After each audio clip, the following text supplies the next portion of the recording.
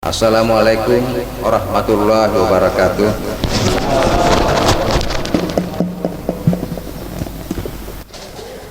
Alhamdulillahirabbil alamin, wassalatu wassalamu ala asrofil anbiya'i wal mursalin sayyidina Muhammad wa ala alihi washabbihi ajmain, amma ba'd.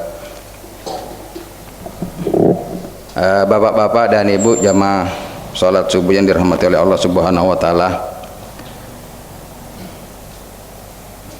Pertama-tama marilah kita selalu mengucapkan syukur kepada Allah Subhanahu wa taala, karena dengan rahmat dan karunia juala sehingga sampai dengan saat ini, sampai dengan subuh ini, kita tetap diberikan kesehatan, kekuatan, kesempatan dan keimanan, sehingga kita masih bisa melaksanakan kewajiban kita, yaitu salat subuh secara berjamaah. Bapak dan Ibu sekalian yang saya hormati, pada hari ini kita sudah memasuki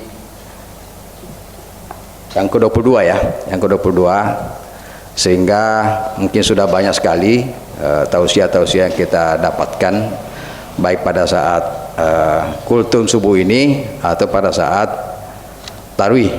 Dan dalam kesempatan ini saya akan menyampaikan, mungkin sudah berulang-ulang kali, tapi itulah salah satu pembelajaran bagi kita bahwa segala sesuatunya kalau kita ulang-ulangi maka dia akan menjadi habitat kepada kita, menjadi habit kepada diri kita, dan kita bisa selalu beristiqamah untuk menjalankan apa yang bisa kita jalankan. Bapak dan Ibu sekalian, pada saat ini akan saya membawakan suatu judul, yaitu hidup lillah saat sendiri. Jadi hidup lillah itu sebenarnya bermacam-macam. Ada, jangan hanya pada saat sendiri, tapi hidup karena Allah itu di segala masa, di segala kegiatan, di segala apa saja, di segala waktu. Apakah kita pada saat sendiri, pada saat bersama dengan orang lain, pada saat di rumah, atau pada saat di masyarakat, pada saat bekerja. Karena buah daripada puasa kita harapkan akhirnya adalah takwa. Dan implementasi dari takwa itu banyak sekali ya, diantaranya adalah kita harus berubah. Yang selama ini mungkin hidup kita ingat Allah pada saat dapat musibah misalnya, atau ingat Allah hanya pada saat kita dapat kesenangan. Tapi di antara kegiatan-kegiatan kita mungkin kebanyakan yang kita tidak ingat Allah. Maka pada kesempatan ini saya hanya menyampaikan hidup lillah saat sendiri.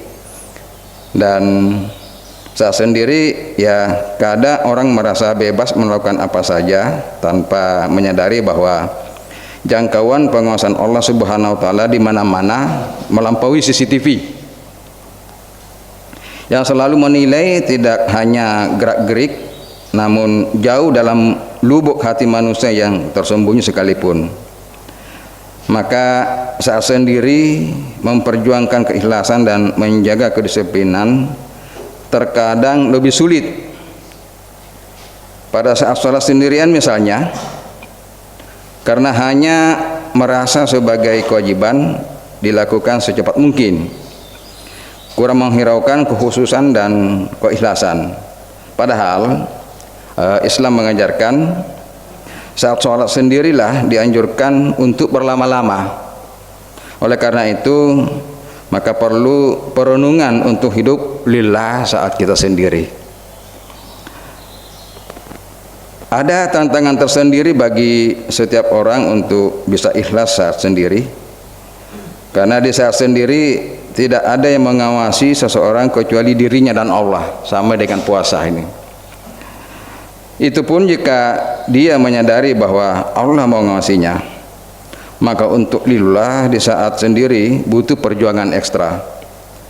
Tantangannya adalah pada kata diawasi itu sendiri. Maka tingkat keberagamaan seseorang yang masih butuh pengawasan itu adalah masih berada pada tingkat bawah katanya.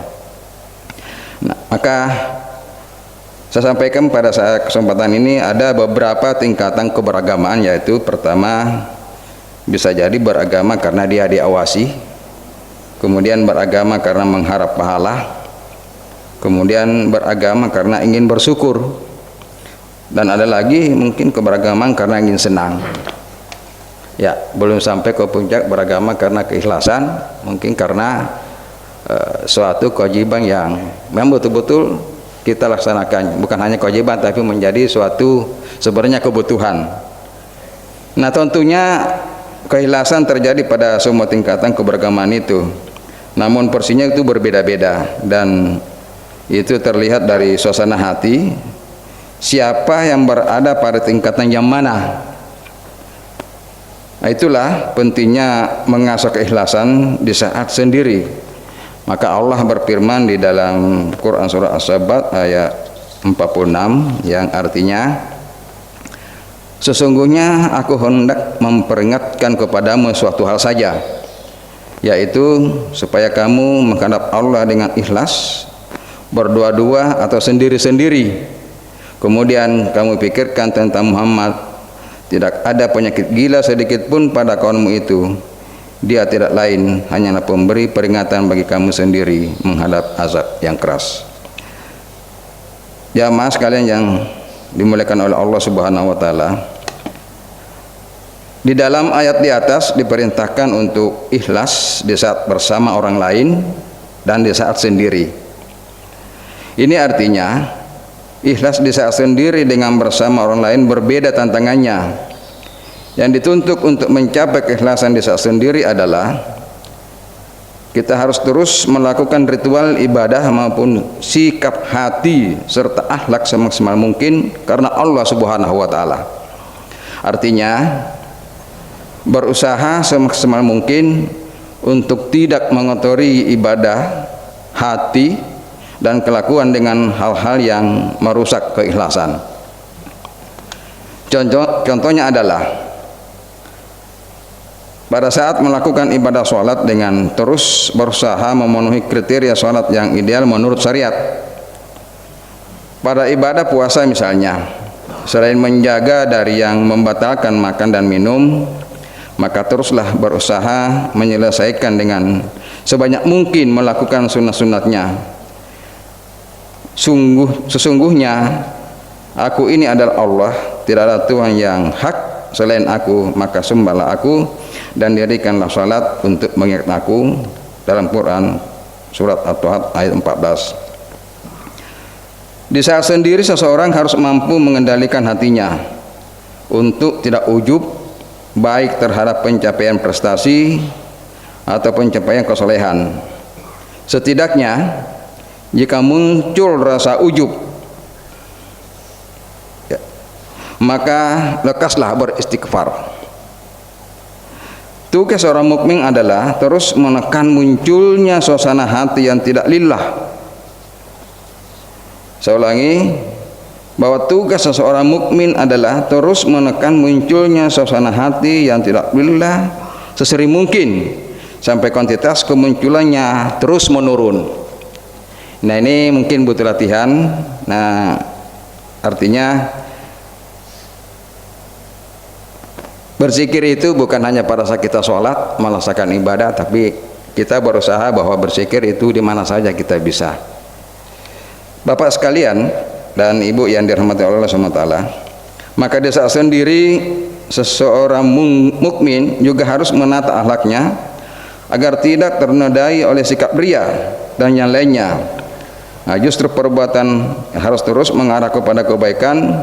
Setelah mencapai kebaikan, maka tugas berikutnya adalah mengarahkannya menjadi lillah, bernilai ibadah. Jamaah yang dirahmati oleh Allah Subhanahu wa taala, secara singkat di atas ini maka mungkin saya akan sampaikan sedikit testimoni atau kisah dari suatu ulama, yaitu pada suatu malam Sultan Harun mengajak tangan kanannya Al-Abbas untuk bersiarah mengunjungi seorang ulama bernama Fudail bin Iyad di rumahnya. Tiba di depan rumah ulama yang sederhana itu, kedengaran oleh sultan dan ajudannya itu suara Fudail bin Iyad sedang membaca Al-Quran. Persis pada saat ulama tersohor itu sampai pada ayat yang berbunyi, apakah orang yang beriman sama dengan orang yang durhaka? Mereka tidak sama, yakni itu ada di penggalan surat Al-Hamim As-Sajadah, ya. Maka begitu sultan mendengar ayat itu, sultan dia tertunduk dan berkata kepada Al-Abbas, andai kata kita dapat mengambil hikmah pada bunyi ayat tadi, sungguh akan besar manfaatnya buat kita, bukan? Maka Al-Abbas mengangguk seolah merasa tersindir, bukan oleh ucapan sultan tetapi oleh bacaan Fudail bin Iyad. Ia agak mendongkol pada saat memanggil dengan suara keras, hai Fudail, raja datang bertamu, maka keluarlah engkau.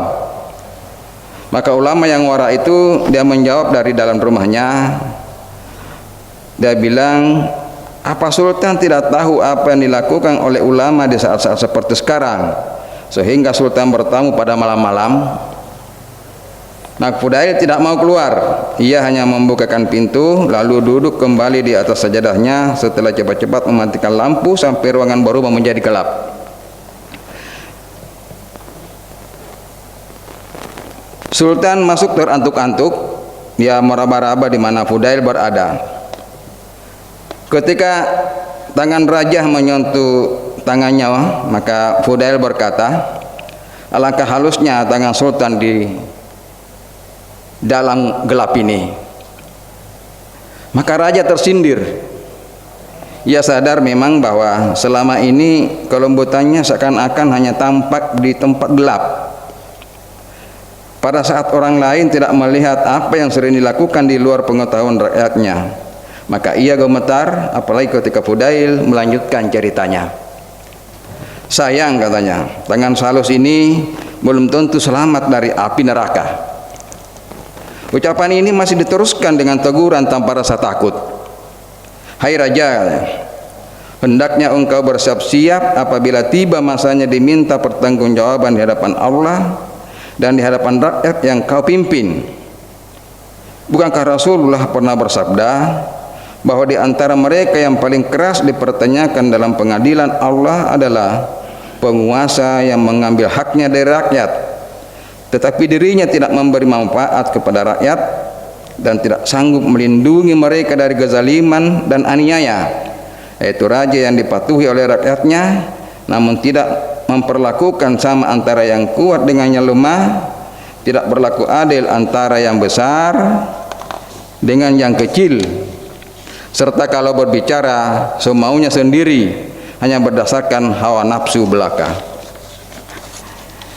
Jamaah yang dirahmati Allah Subhanahu wa taala, ya mudah-mudahan apa itu tadi dia tidak terjadi pada saat ini, tapi gejala-gejalanya kayaknya ada ini. Walaupun sebenarnya kita tidak menginginkan seperti gitu.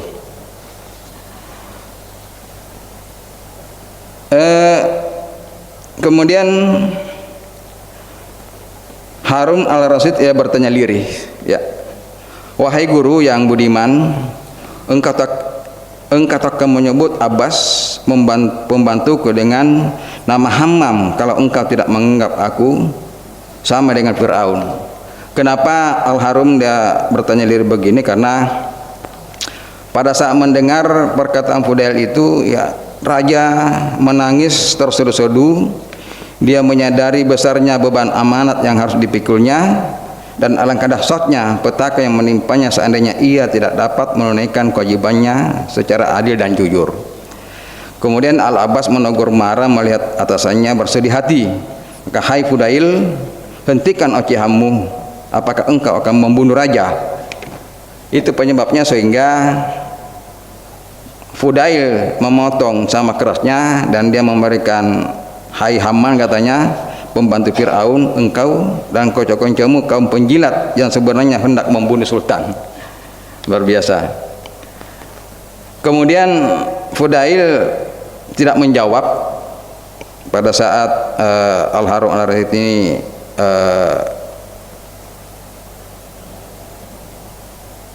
menyebut Al-Abbas pembantu dengan Hammam. Maka lantas Sultan berkata pula, wahai guru yang baik, terimalah hadiah saya sebesar 1000 dinar yang dibawa oleh Al-Abbas ini. Ambillah, katanya. Maka cepat Fudail memotong. Dia bilang, tidak, saya tidak mau menerima hadiahmu karena saya tahu uang tersebut bukan benar-benar milikmu. Kembalikanlah 1000 dinar itu kepada orang-orang di mana engkau telah mengambilnya. Maka raja pun berdiri, walaupun kecewa tetapi telah memperoleh peringatan yang berguna. Maka Harun al-Rasyid lalu keluar meninggalkan Fudail, dan lama kemudian telah kembali membaca Al-Quran dan melakukan mutalaah hingga jauh malam. Jamaah yang dirahmati Allah Subhanahu wa taala, kisah ini mengajarkan 3 hal yang telah dijelaskan di atas. Yang pertama adalah kita lillah saat beribadah sendiri, kemudian juga menata suasana hati dan bersikap dengan lillah di saat sendiri. Itulah kisah dari Fudail dan jamaah yang dirahmati oleh Allah Subhanahu wa taala. Mudah-mudahan apa yang disampaikan pada saat ini kita bisa bercermin kepada diri kita, dan selanjutnya mungkin saya akan sedikit menyampaikan, ya, ada kisah tuh puasa ular dan puasa ulat. Mungkin bapak-bapak sudah pernah dengar, ya. Kenapa ular juga puasa, ya, dan kenapa juga ulat itu puasa? Ular itu dia agar menjaga dan mampu menjaga kelangsungan hidupnya, maka salah satu cara yang harus dilakukannya adalah ia harus mengganti kulitnya secara berkala. Dan untuk mengganti kulit tersebut, sang ular tidak serta-merta tuh bisa langsung menanggalkan kulit lamanya begitu saja, tetapi ia harus berpuasa dalam kurung waktu tertentu terlebih dahulu. Jadi ular juga puasa kalau dia mau berubah. Setelah puasanya selesai, maka ular barulah kulit luarnya terlepas dan muncul kulit yang baru. Nah, namun meskipun sang ular sering berpuasa dan mengganti kulitnya, anehnya ia tetap seperti ular semula. Tidak ada perubahan baik tabiat dan kebiasaannya. Coba kita lihat ular, maka wajarlah, maka ular sebelum dan sesudah puasa itu tetap sama, ya. Kemudian nama ular sebelum dan sesudah puasa juga sama, yaitu tetap ular. Makanan ular sebelum dan sesudah puasa juga tetap sama. Maka cara bergerak ular sebelum puasa ya tetap sama. Tabiat dan sifat sebelum dan sesudah puasa juga dia tetap sama. Ya, rahimakumullah, jamaah subuh yang dirahmati oleh Allah Subhanahu wa taala. Kemudian kita bandingkan dengan puasa ulat. Ya. Ulat itu termasuk hewan yang rakus, karena hampir sepanjang waktunya dihabiskan untuk makan.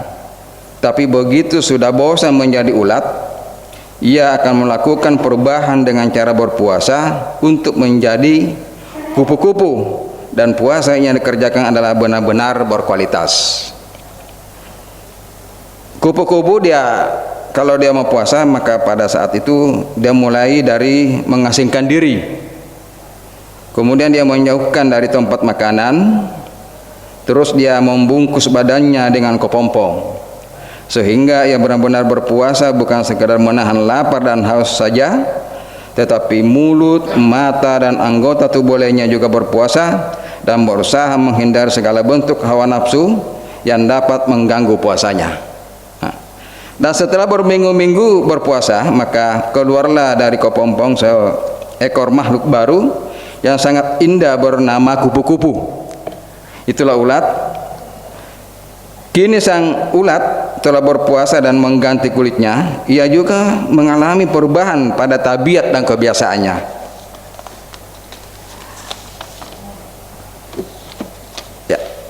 Apa itu yang berubah pada ulat dia setelah menjadi kupu-kupu? Yang pertama, wajah ulat itu sesudah puasa dia berubah indah mempesona. Kemudian nama ulat setelah puasa dia berubah menjadi kupu-kupu. Makanan ulat sesudah puasa dia berubah menjadi madu. Maka cara bergerak ketika masih